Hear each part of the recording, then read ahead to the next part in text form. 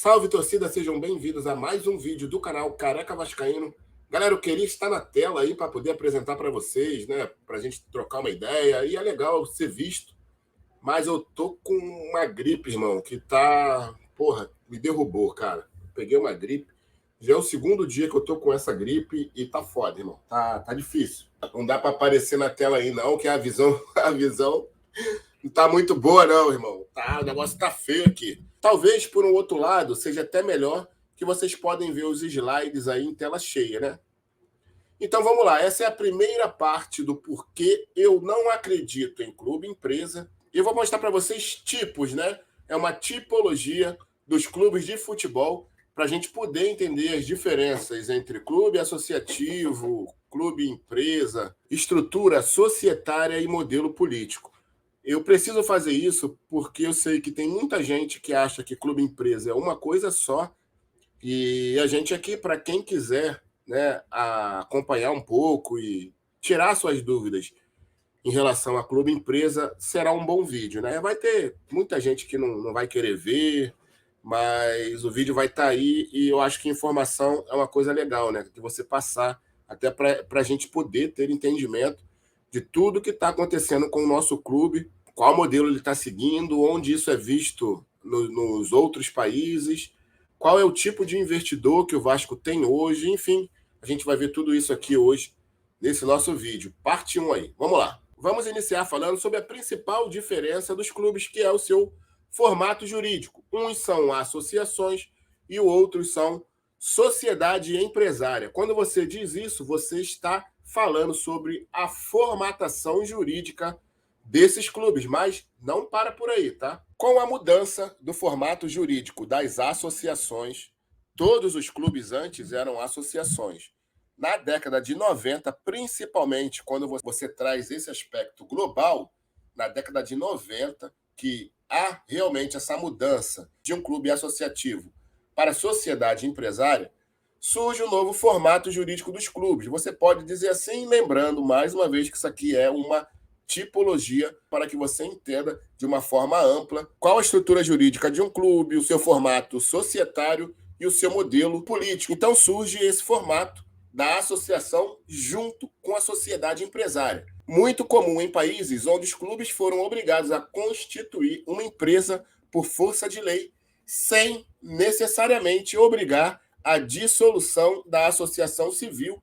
Isso é o que está acontecendo aqui no Brasil. Então a gente tem os clubes com formato jurídico sendo associação ou sociedade empresária, e a gente pode citar um novo aspecto que é a associação na sociedade anônima. A estrutura societária dos clubes podem ser uma associação pura, uma associação como maior acionista, uma associação como menor acionista ou uma sociedade empresária pura. O modelo político dos clubes pode ser uma associação popular, uma associação restrita, uma sociedade dispersa ou uma sociedade concentrada. E agora a gente vai ver aqui como era o Vasco antes de se tornar clube empresa. O Vasco era uma associação pura e uma associação popular. Qual a diferença de uma associação popular para uma associação restrita? A associação popular, como era o caso do Vasco, é onde os torcedores têm fácil acesso à associação. Muita gente fala que os torcedores do Vasco antes não mandavam em nada, e isso não é uma verdade, já que o torcedor comum ele podia pagar a sua joia, a sua mensalidade, participar das assembleias, votar para presidente ou votar em qualquer mudança estatutária que fosse feita e também, cumprindo as exigências, ele podia ser votado. A associação restrita é onde os torcedores têm mais dificuldades em participar desses processos políticos dentro da associação. É o caso aqui do Barcelona, onde a gente tem hoje no Barcelona o mesmo presidente já há muito tempo e chapa única, né? Ele concorre com ele mesmo lá. Mudando, passando para o formato jurídico da associação junto com a sociedade anônima, a gente tem duas possibilidades. Uma é a estrutura societária, a associação como maior acionista, ou seja, a associação detém mais de 50% dessas ações, e o modelo político é o que a gente falou antes. A associação aqui, ela é majoritária, e essa associação pode ser uma associação restrita ou uma associação popular. Temos também mais um modelo da associação na sociedade anônima, como menor acionista. Aqui o investidor detém mais de 50% das ações. Aí no seu modelo, esse tipo de estrutura societária, ele pode ser uma sociedade dispersa ou uma sociedade concentrada. O que é uma sociedade dispersa? É onde você tem muitos investidores. As ações, elas estão distribuídas para muitos investidores. E na sociedade concentrada, você tem um ou dois acionistas, podendo chegar até 3. Essa é uma sociedade concentrada. Como nós temos a associação ainda participando, mesmo sendo um acionista menor, dessa estrutura societária, a gente pode ter uma associação restrita ou uma associação popular. Quando nós temos o formato jurídico de uma sociedade empresária e a sua estrutura societária é uma sociedade empresária pura, nós podemos ter também, no modelo desse clube, uma sociedade dispersa ou uma sociedade concentrada. Esse tipo de modelo é muito visto aqui, ó, na Inglaterra, na Itália, na França. São modelos onde não existe a associação na sua estrutura societária. Foi vendido o futebol do clube e a associação também foi vendida para essa sociedade empresária.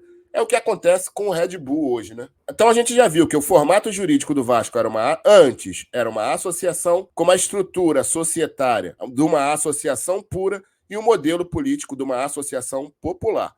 Como é hoje com a entrada da 777 fazendo parte hoje, comprando futebol do Clube de Regatas Vasco da Gama. Nós hoje somos uma associação na sociedade anônima. A estrutura societária é uma associação como menor acionista e o modelo político é uma sociedade concentrada, onde você tem a 777 dominando 70% das ações do clube. Não podemos deixar de falar que a gente também tem aqui no Brasil as LTDA, que é o caso do Red Bull Bragantino. É uma sociedade empresária pura e uma sociedade concentrada no seu modelo político. O que quer dizer isso? Você não tem mais a figura da associação. A associação, no caso do Vasco, a associação detém 30% das ações, aonde ela possui 10% daquelas ações Golden Share que impossibilitam a sociedade empresária de fazer uma mudança no escudo ou de mudar o local da sede. Na LTDA não, tá? Na LTDA você não tem essa figura da associação. Por isso que você viu o Red Bull mudar o seu escudo, mudar as suas cores. E eu tô falando isso com vocês porque a gente viu a 777 elogiar muito esta estrutura societária do Red Bull Bragantino. E o Red Bull Bragantino, ele é bem diferente do Vasco, principalmente aqui na sua estrutura societária. Então, prestem atenção. Até o Paulo Brax já falou que o Vasco se espelha muito. Todos eles fazem muito elogio a este formato jurídico, a estrutura societária do Red Bull Bragantino, sendo que o Red Bull é uma LTDA. Não tem associação no Red Bull Bragantino. E se o Vasco continuar do jeito que está, provavelmente nós também não teremos mais associação, visto que a associação aí está largada ao léu, irmão. Está largada ao léu. Bom, vamos continuar. Quais os clubes do mundo que são iguais a SAF Vasco? Você tem os clubes, principalmente ali, alguns clubes portugueses. Um exemplo é o Belenense. O Belenense, quando ele vende a maior parte das suas ações, não no início, porque o Belenense era uma associação como maior acionista, só que ele, por passar por problemas, por passar por dificuldades, eles vendem parte dessas ações ou a parte majoritária dessas ações para um grupo de investidores com a promessa de que depois eles comprariam de volta. Esse investidor não quis vender e aconteceu tudo que a gente viu lá no Belenenses. Então a gente pode sim dizer que a SAF Vasco se assemelha muito ao Belenenses e até outros clubes portugueses, porque na sua estrutura societária ela é uma associação como menor acionista. A gente pode citar também clubes do Chile em agremiações de menor porte. Elas seguem essa mesma estrutura do Vasco da Gama. A sua estrutura societária é uma associação como menor acionista e uma sociedade concentrada. Os clubes de menores expressões lá do Chile. O exemplo aqui é o Clube Desportivo União Espanhola. Esse modelo que o Vasco segue, ele é diferente da Itália. A Itália segue este modelo aqui. A Inglaterra segue este modelo aqui.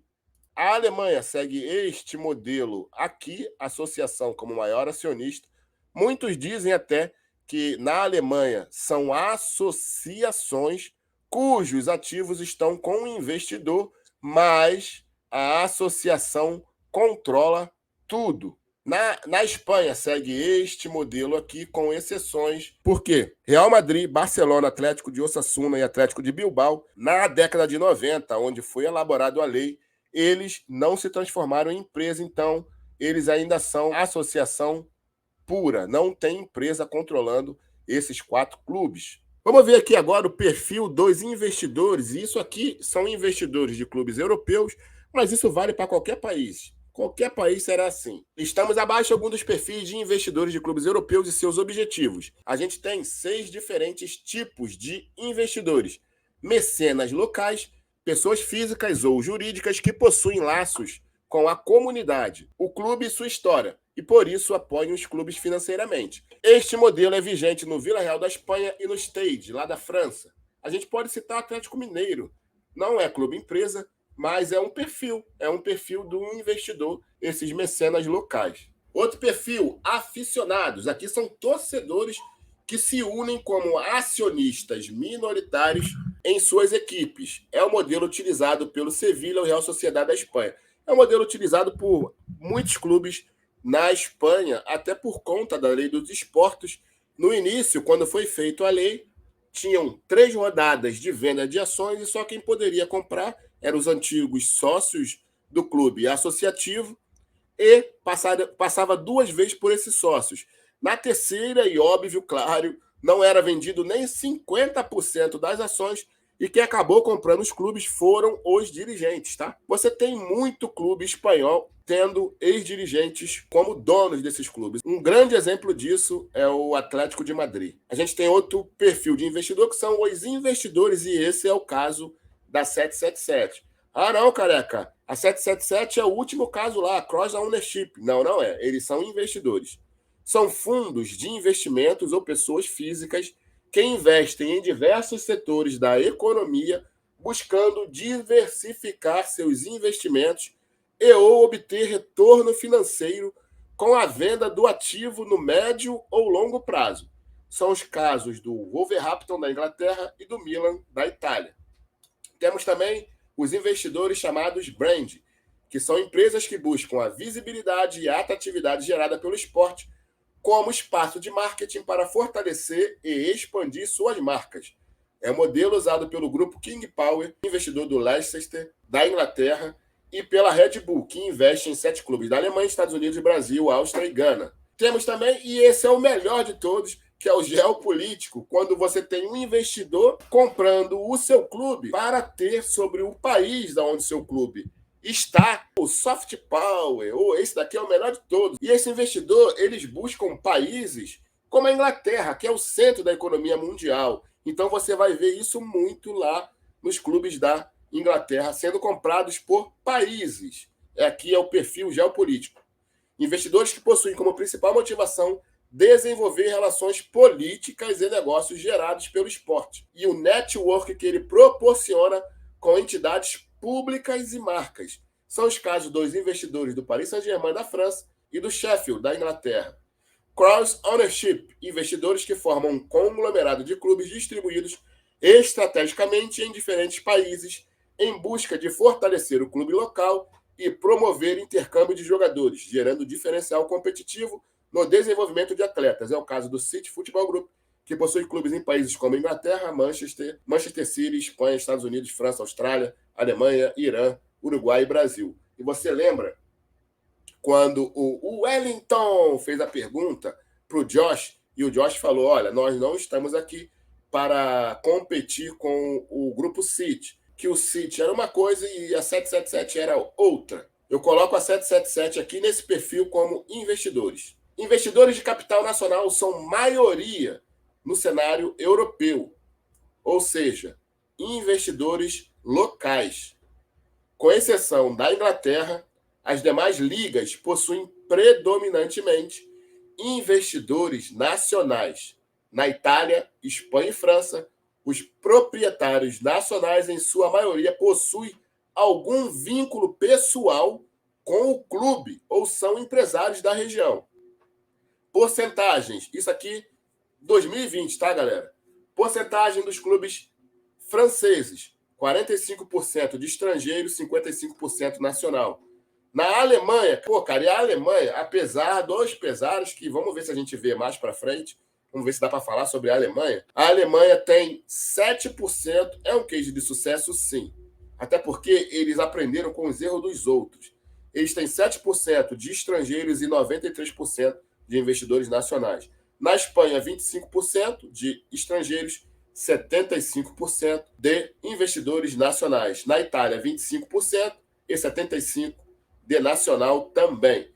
E na Inglaterra, que é o maior aqui, 80% são investidores estrangeiros e 20% investidores nacional. Os clubes da Inglaterra sendo utilizados há muito por investidores geopolíticos. SAF Visão Europa, Visão Macro 2020, clubes da primeira e segunda divisão das 5 principais ligas europeias.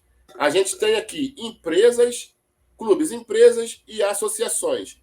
Na Inglaterra, na Itália, na França, são 100% empresas.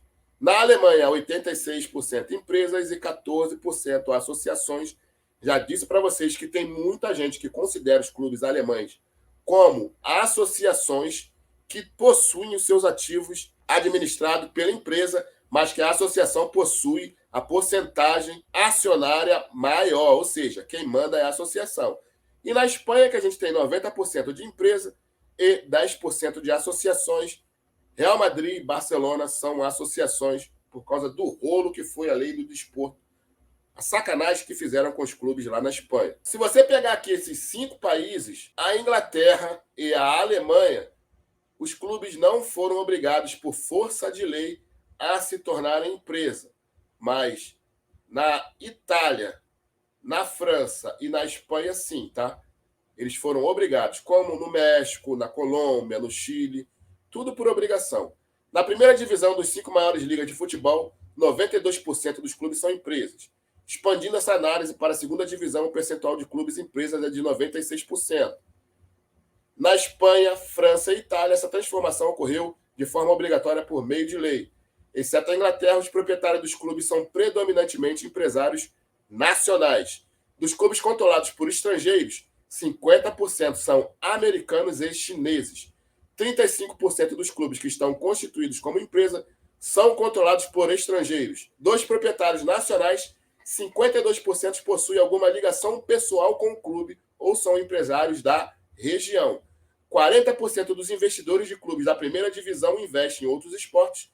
No Brasil, 92% dos clubes de primeira e segunda divisões do Campeonato Nacional são associações sem fins lucrativos. Lembrando que essa porcentagem aqui abaixou quando foi criado a lei do clube empresa. A gente já está com 18 minutos de vídeos, eu vou acelerar porque ainda tem algumas coisas para falar, para o vídeo não ficar muito extenso.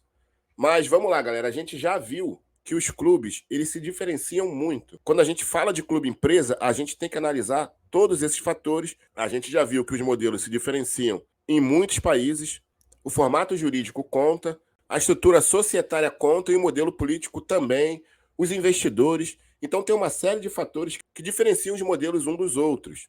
Quando se fala também que os maiores clubes do mundo são clubes empresa, você tem que colocar uma vírgula também, porque quando a gente pensa nos maiores clubes do mundo, o que vem na nossa cabeça são os clubes espanhóis, os clubes alemães e os clubes ingleses.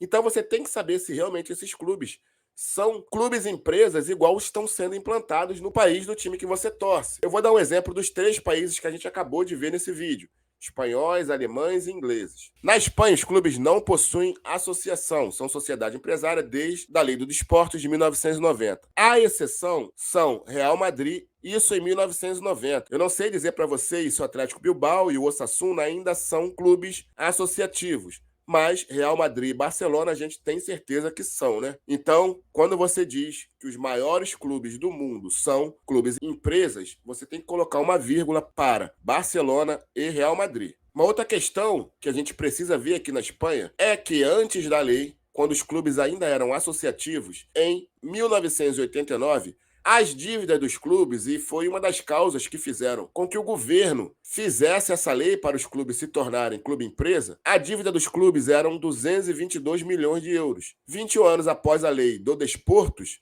em 2011, a dívida dos clubes chegou a quase 800 milhões de euros, ou seja, depois que a lei foi feita, uma lei justamente para combater a alta dívida dos clubes, ela chegou a 4 vezes o valor que era antes da criação da lei. Precisamos ter também uma atenção, principalmente aos clubes da Alemanha, se você acha que esses clubes pertencem aos maiores clubes do mundo. Por quê? A Alemanha se tornou clube-empresa em 1999, bem depois dos outros países. Ela aprendeu com os erros dos outros países e criou uma legislação própria, criando a regra de 50+1, que determina que o capital votante, nessa proporção de 50+1, teria que estar nas mãos da associação. Tem exceções? Claro que tem. Você tem a exceção do Bayer, que é de propriedade da Bayer. Você tem a exceção do Wolfsburg, que é da Volkswagen. E isso foi porque, quando essa lei foi criada, ela levou em consideração os clubes que tinham mais de 20 anos, com esses investidores investindo de forma sistemática nesses clubes. Por isso, eles são exceções a essa regra. Tem também o Hoffenheim, que o seu investidor, Dietmar Hopp, um bilionário, dono de uma empresa de software, ele pediu para entrar nessa exceção porque ele tinha colocado realmente bastante dinheiro no Hoffenheim, comprando estádio, enfim, colocou muita grana e ele foi incluído também nessa exceção. A gente tem também o RB Leipzig, que é uma exceção, mas é uma exceção já de uma forma que burla essa lei da Alemanha. Por isso que o Hoffenheim e o Red Bull são odiados lá na Alemanha. Claro que isso tem a ver com o aspecto legal, que criou a regra do 50+1 justamente para proteger a associação, mas tem muito a ver também com o aspecto sociocultural dos alemães. A maneira como os clubes de futebol foram se desenvolvendo em harmonia com a sociedade. Então, perder o controle e o poder de decisão dos clubes associativos, para os alemães, custa muito caro e é um verdadeiro tiro no pé. O alemão, como torcedor, ele é muito ativo no seu clube, visto os estádios muito lotados na Alemanha. E eles também não gostam de terceirizar nada. O time pertence aos torcedores e nenhum time do futebol alemão ou do mundo se sustenta sem os seus torcedores. Para você ter ideia, a Red Bull ela ficou muito tempo pesquisando e buscando que um clube, seja o clube que fosse, de qualquer divisão, vendessem a licença para eles. Até que, na insistência, eles conseguiram que, em 2009, um clube da 5ª divisão da cidade de Leipzig vendesse a sua licença para eles. Eles continuaram como clube associativo até chegar na 2ª divisão. Na 2ª divisão, por exigência legal, eles tiveram que constituir uma empresa e essa empresa foi constituída com 99% do capital do clube pertencendo à Red Bull. Pô, careca, mas tu falou que não podia. Mas é 50+1 do capital votante. E o que eles fizeram para burlar esse 50+1? As ações votantes foram, então, do Red Bull Leipzig, foram distribuídas cumprindo essa regra, só que elas foram distribuídas para funcionários ou ex-funcionários da Red Bull. Por isso eles são tão odiados lá na Alemanha. Falando sobre os ingleses, a gente tem que ter muito cuidado. Não se compara clube-empresa de lugar nenhum do mundo com os ingleses. Porque os ingleses, desde a criação, já nasceram como clubes empresas. Porque desde 1888, esses clubes já estavam se tornando empresas. Saíram de associação para empresa, devido à transformação do futebol amador para um futebol mais profissional. E você tem que prestar atenção também em vários países como França, Itália, Alemanha, Inglaterra. O lucro nunca foi questão para os clubes se tornarem empresa. A principal questão era ter controle sobre esses clubes. O Estado queria ter controle. Mas para você ter uma noção, na Inglaterra foi proibido retirar lucros, né? Retirar dividendo dos clubes, quase 100 anos, irmão. E só foi permitido em 1983. Foi permitido se retirar dividendo dos clubes. Então não tente comparar clubes e empresas que já nascem visando lucro com clubes que por quase 100 anos não permitiram a retirada de dividendos. Eu sabia que esse vídeo ia ficar um vídeo longo e para a gente encerrar, galera, eu quero apresentar para vocês aqui, ó, o Hoffenheim. O Hoffenheim é um time mediano, um time centenário lá da Alemanha, mas é um time que não ganha nada, cara. Mesmo um clube mediano, sem ganhar nada, consegue lucrar e muito com jogadores. Dietmar Hopp, que a gente já falou aqui, é um cara odiado lá na Alemanha, justamente por ter conseguido ser o sócio majoritário, burlando aquela regra do 50+1 com o Hoffenheim. Vou pegar 4 jogadores brasileiros que esse cara comprou para a gente ver o lucro dele. Ele comprou o Joelinton do Sport por 2,2 milhões de euros. Ele comprou o Firmino do Figueirense por 4 milhões de euros. Ele comprou o Carlos Eduardo do Grêmio por 7 milhões de euros. E ele comprou o Luiz Gustavo do Corinthians alagoano por 1 milhão de euros. Ou seja, ele gastou 14,2 milhões de euros nesses 4 jogadores. Eu só estou falando esses 4, tá? Mas eles compram e vendem muitos jogadores. Ele vendeu o Joelinton para o Newcastle por 44 milhões de euros. Ele vendeu o Firmino para o Liverpool por 41 milhões de euros. Ele vendeu o Carlos Eduardo para o Rubin Kazan por 20 milhões de euros. E ele vendeu o Luiz Gustavo para o Bayern por 17 milhões de euros. Ou seja, ele conseguiu 122 milhões de euros ganhos nessas vendas. Ele teve um lucro de 531 milhões de reais, irmão, só com esses 4 jogadores. O cara é um visionário, né, irmão? E o clube? O clube tá lá, esportivamente é fraco. Então é isso, amigos, espero que vocês tenham gostado. Desculpa pelo vídeo longo, mas tem que ser assim, a gente tem que mostrar tudo. Vamos ver, na segunda parte eu vou falar sobre os agentes responsáveis pela venda e quem comprou o Vasco. Valeu, galera, tamo junto, um forte abraço, fui, depois eu volto, hein?